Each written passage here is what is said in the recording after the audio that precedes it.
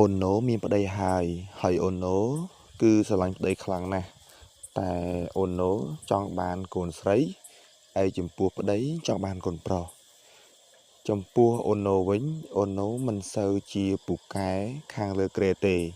តែចំពោះប្តីចូលចិត្តខ្លាំងណាស់តែអូនណូក៏ចង់ឲ្យប្តីហ្នឹងធ្វើយ៉ាងណាក្បាច់ណាធ្វើម៉េចឲ្យអូនណូមានកូនស្រីគ្រួសារអូនណូគឺជាគ្រួសារអ្នកធ្វើសំណង់ហើយអូនណូនៅតែផ្ទះទេ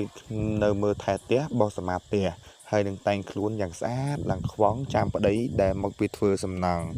ហើយប្តីធ្វើឆ្ងាយណាស់ប្រហែលជាម៉ោង8ទៅម៉ោង9យប់បានប្តីមកដល់ផ្ទះអូនណូចាំរៀបចំបាយជូនប្តីជារៀងរាល់ថ្ងៃនៅថ្ងៃមួយនោះអូនណូកំពុងតែងូតទឹកនៅខាងក្រៅផ្ទះដែលមានពាងហើយអូនណូតែងតែចង់ពងងូតទឹកជាងរាល់ថ្ងៃស្រាប់តែមានបរិសម្នាក់ដើរពីចម្ងាយមកមិនដឹងមកពីណាទេក៏ឈរមើលយ៉ាងភ្លឹកចំពោះរូបរាងកាយអូនណូដែលកំពុងតែងូតទឹកហើយពេលហ្នឹងអូនណូមិនសូវជាចាប់ភ្លឹកទេដោយសារតែ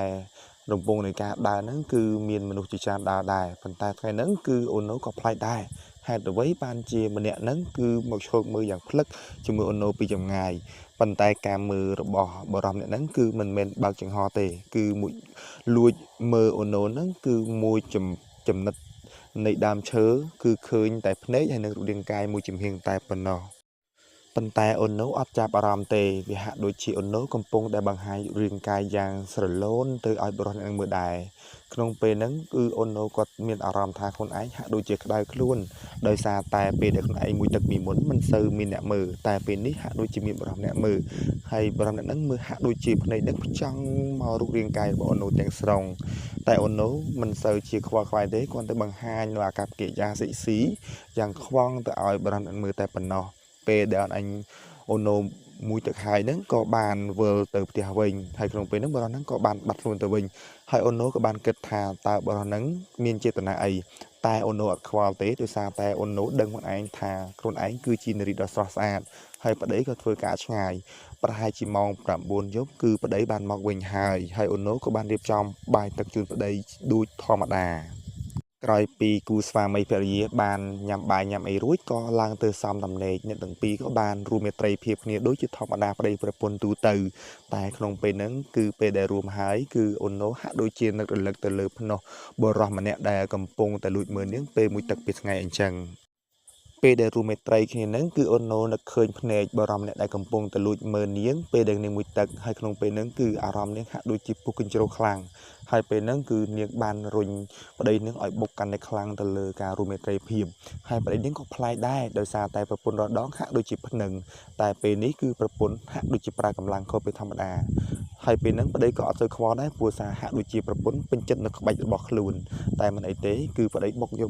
មួយទំហឹងអញ្ចឹងហើយអូនណូអារម្មណ៍របស់គាត់មិនមែននៅជាមួយប្តីទេគឺហាក់ដូចជានៅមួយបរិសម្នាក់ទៀតដែលក៏បានលួចមើលនាងពីថ្ងៃអញ្ចឹង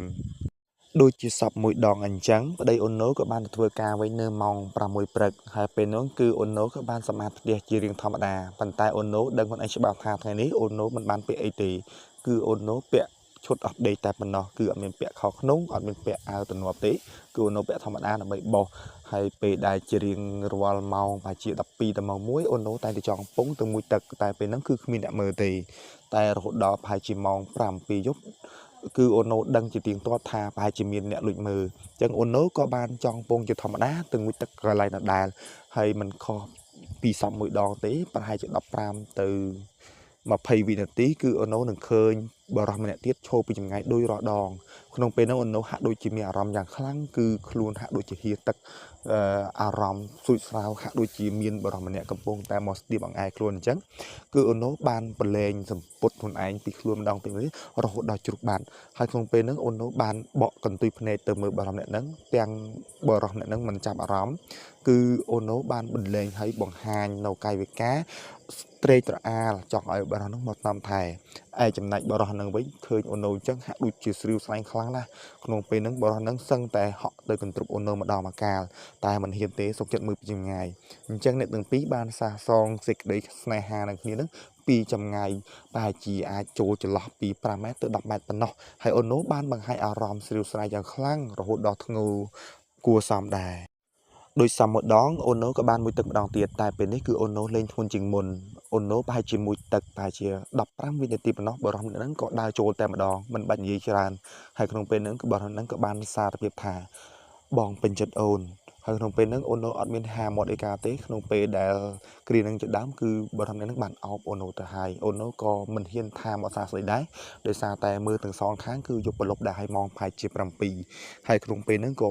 ผู้ก่อตั้งปีกับบ้านรูมไปไตรคณีให้กับบ้านเอาคณีอย่างสัตว์มุกดึกได้ประปุ่นจังเอาไว้เวียนกะลานเป็นเด็กผู้ก่อตั้งปีบ้านรวมกายคณีแต่มุ้ยดอยได้สลายให้โอนโนกับบ้านแบบทาเอาไว้แดดบองเฟื่อนี่คือโอนเป็นจุดครั้งนะตัวยืมมาในบ้านสกอร์นี้แต่อารมณ์นี่คือวิบังหันถ่ายยืมมาสนุกจึงมุ้ยคณีบัตเตอร์ไฮให้ขนมเป็นนึกบารมณ์นั้นกับบ้านแบบทาหากได้บ้านจะโอนเป็นจุดบองขนมเป็นนั่งโอนโนกับบานปราบทาเมาปีไปโอนมันบานเมียนไฟได้ดิบองยังบองก่อนแต่มือใส่มือเรียงมือรื้อมือมุกมือมอดคือบองคลังจึงไปได้โอนตัวเตียนให้ขนมเป็นนั่นคือโอนโนบานสำหรับสิ่งใดพัฒนาจึงมือนั้นโดยปลายกำลังเลือกปีการมปังตกจึงมือไปได้ตัวเตียนให้ประเดี๋ยวก็มีอารมณ์ถาออนจึงบอลเตียนให้ขนมเป็นนั่นคือบอลนั้นคือลดมาต่ำหังได้เอาไว้เด็กคลวนเมียนคือบ่มราโอนโนโรดดอลบัญจับตัวนิติบอกคลวนอันจังเนี่ยตั้งปีกับบ้านรูเมตริกเนี่ยเราโหดเรียงเอ่ยคือมีเมียนกาใบเนี่ยเตเอาแต่มองปรำไปยุบคือโอนโนจมูกบอรหัดแผลมุกคือตายแต่รูเมตริกเนี่ยลอยกระเดยสลายแต่ไปได้มอคือบำราไปธรรมนาแต่ไปแต่บัดคือ